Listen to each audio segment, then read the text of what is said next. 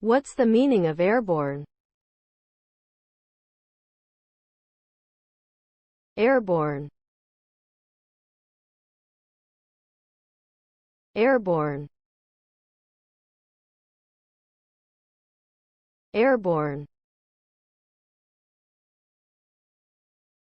Airborne. Airborne. The term airborne is used to describe something that is in the air or capable of being conveyed through the air. This could refer to objects such as planes, birds, or even pollen. When something is airborne, it is not on the ground and is subject to the forces of gravity and other aerodynamic forces.